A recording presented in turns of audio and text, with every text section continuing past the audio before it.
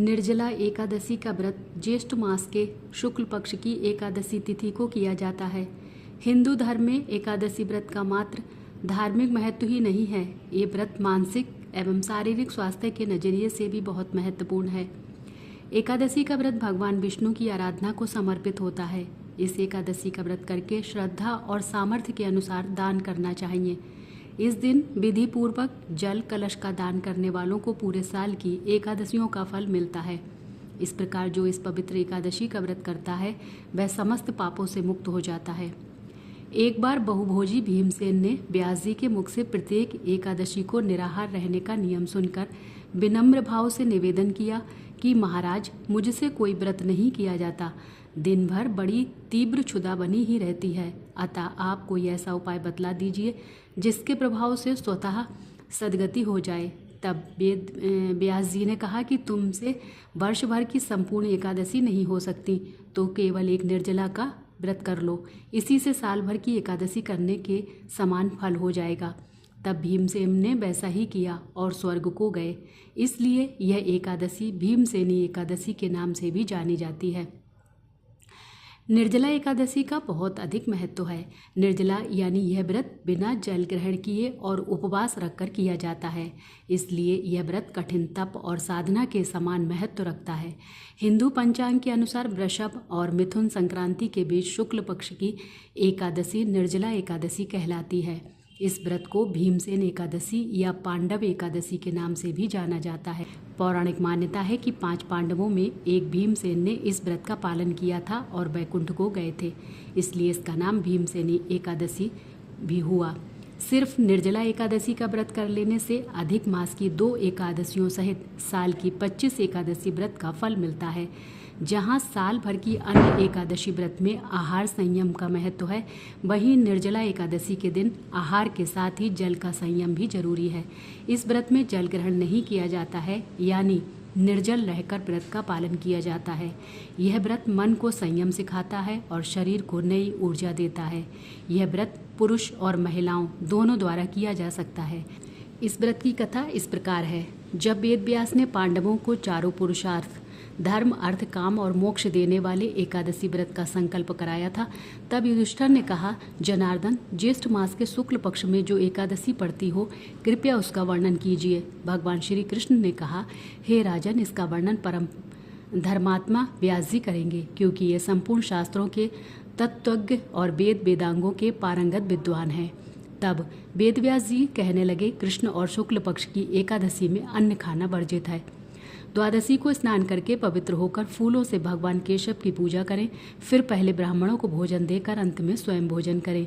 यह सुनकर भीमसेन बोले, परम बुद्धिमान पितामह, मेरी उत्तम बात सुनिए।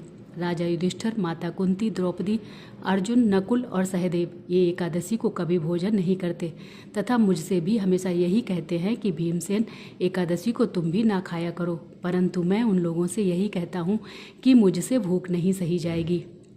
भीमसेन की बात सुनकर व्यास जी ने कहा, यदि तुम नरक को दूषित समझते हो और तुम्हें स्वर्ग लोक की प्राप्ति अभीष्ट है और तो दोनों पक्षों की एकादशियों के दिन भोजन नहीं करना।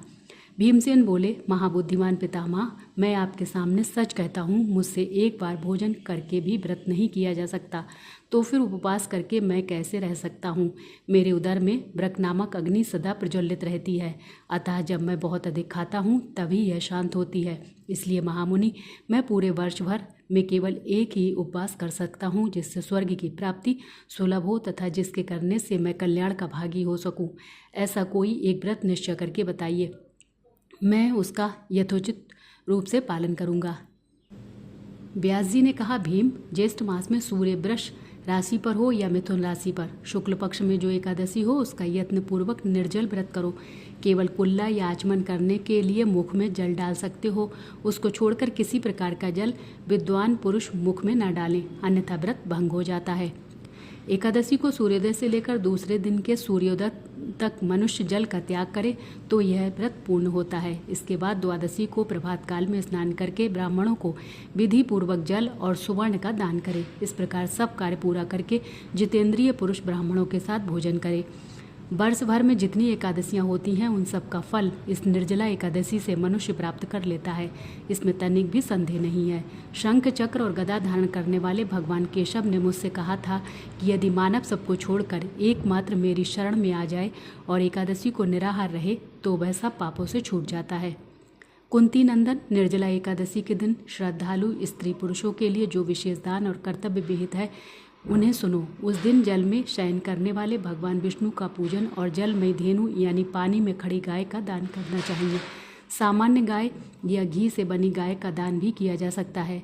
इस दिन दक्षिणा और कई तरह की मिठाइयों से ब्राह्मणों को संतुष्ट करना चाहिए। उनके संतुष्ट होने पर श्री हरि मोक्ष प्रदान करते हैं।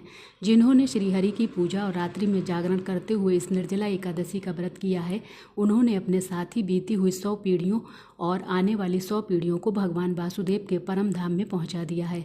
निर्जला एकादशी के दिन अन्न, वस्त्र, गौ, जल, शैया, सुंदरासन, कमंडलू तथा छाता दान करने चाहिए। जो श्रेष्ठ तथा सुपात्र ब्राह्मण को जूता दान करता है वह सोने के विमान पर बैठकर स्वर्गलोक में प्रतिष्ठित होता है। जो इस एकादशी की महिमा को भक्तिपूर्वक सुनता अथवा उसका वर्णन करता है वह स्वर्गलोक में जाता है।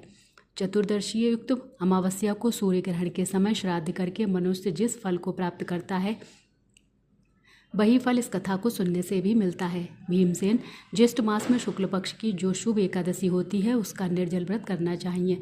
उस दिन श्रेष्ठ ब्राह्मणों को शक्कर के साथ जल के घड़े दान करने चाहिए। ऐसा करने से मनुष्य भगवान विष्णु के समीप पहुंचकर आनंद का अनुभव करता है। इसके बाद द्वादशी को ब्राह्मण भोजन कराने के बाद स्वयं भोजन करे। जो इस प्रकार पूर्ण रूप से पाप नाशनी एकादशी का व्रत करता है वह सब पापों से मुक्त हो आनंदमय पद को प्राप्त होता है। यह सुनकर भीमसेन ने भी इस शुभ एकादशी का व्रत आरंभ कर दिया।